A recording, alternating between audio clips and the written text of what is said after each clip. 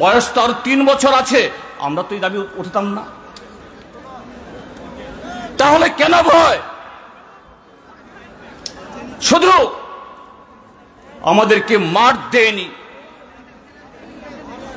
একেবারে শেষ লগ্নে এসে এ অনুমতি দিয়েছে।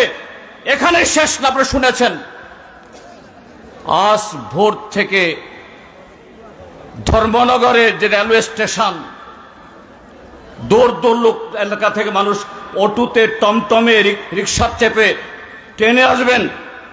ভোর 4টা থেকে অটো টমটম বন্ধ।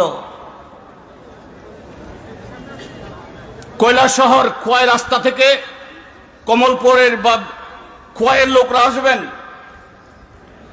বিকল্প জাতীয় সড়ক দিয়ে সেখানে পথ আটকে দেওয়া হয়েছে। সাবরুম, বিলোনিয়া, শান্তির বাজার, বিশালগড়, জামপুইজলা সর্বত্র বাধা।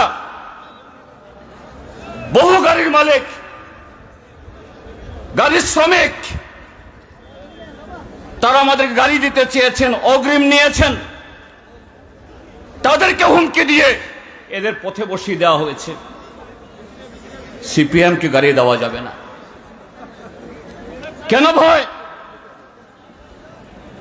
তারা তো সুশাসনের বার্তা দেওয়ার জন্য কোটি কোটি টাকা খরচ করে পোস্টার ছাপায়, ফ্ল্যাগ ছাপায়, বড় বড় টেলিভিশন লাগিয়ে এদের ছবি 24 ঘন্টা অহরহ দেখায়। এতই যদি উন্নয়ন হয়ে থাকে,